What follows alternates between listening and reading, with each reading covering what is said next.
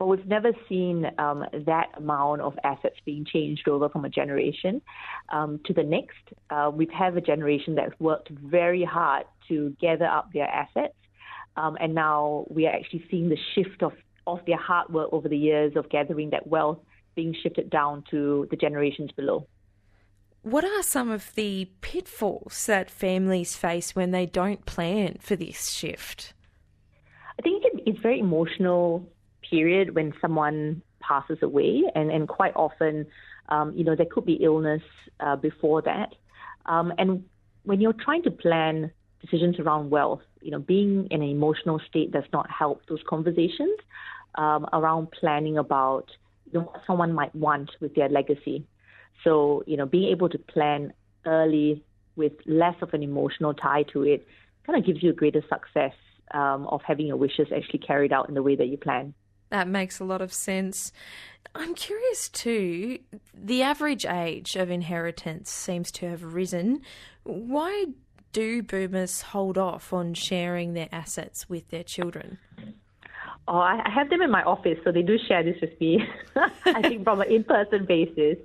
Now, younger generations, they're very open about the YOLO lifestyle. So they're very open through Instagram, all the social media platforms about how they're living their best life. But we have to understand that the boomer generation, they've learned to live without. Their money management skills are centered around, being able to talk about needs versus wants.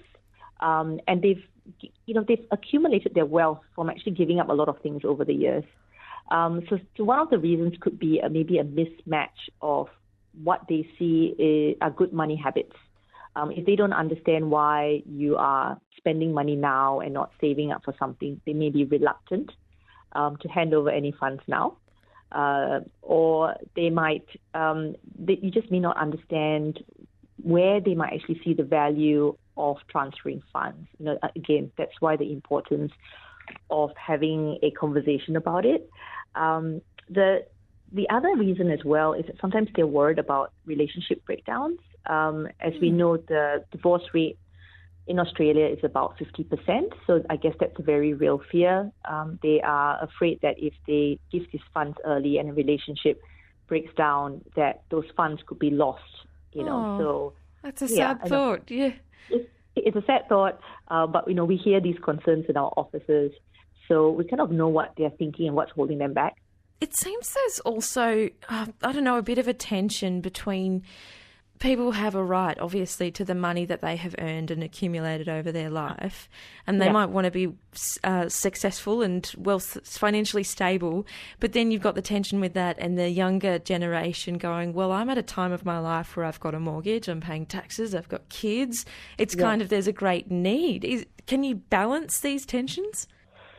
I find open conversation could help, but I don't think we're really trained to have these conversations early and in a manner that maybe feels safe, where it doesn't sound like the younger generation is saying that they're entitled to that money. So I don't think younger people are saying that they're entitled to that money.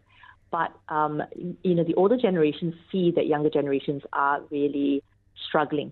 So I think that acknowledgement is there, but maybe there's a disagreement of how the money should be spent, or maybe if they're unaware that they can actually put protections in place to ensure that money is protected. What role do values and habits play in smoothing this inheritance process? It's a huge, it plays a huge role. So if you know what's important to your parents, for example, something like education, deposits on house, that seems to be a very tangible way to have your legacy extended. So I think understanding the values of your parents and where they see money being spent well, it's very helpful to the conversation. Your own money habits as well have to be not entirely aligned to how they are, but being able to show responsible money habits will help again build that confidence with the older generation. But also they may not feel comfortable telling you that they are concerned that there could be a relationship breakdown. That's why they're not handing over money. So you might bring to them things like, maybe the concept of financial agreements that can protect something like an inheritance being passed through. So bring that to the table and understanding some of the fears that they have goes a long way to help those conversations actually work. That's really a fear that you hear. That just seems so surprising to me. These older generations are worried their kids will take the money and then they'll never hear from them again. Yes. Look, worry sometimes is founded and sometimes it's unfounded. So that's why open conversations can just help that come to the fore. As financial advisors, we're always asking questions, like deeper questions, because usually what someone tells us at face value is not really what's going on. And that would be very similar with that parent-child relationship. It's really maybe to dig in a bit deeper about what your parents' fears are, because I think parents really do want to help their children, but there are things that they're worried about before those funds can be passed on early. Your main message, if I'm picking it up correctly, obviously is about having the conversation. Yep. What are your top tips for starting this conversation early and making sure it's open and honest?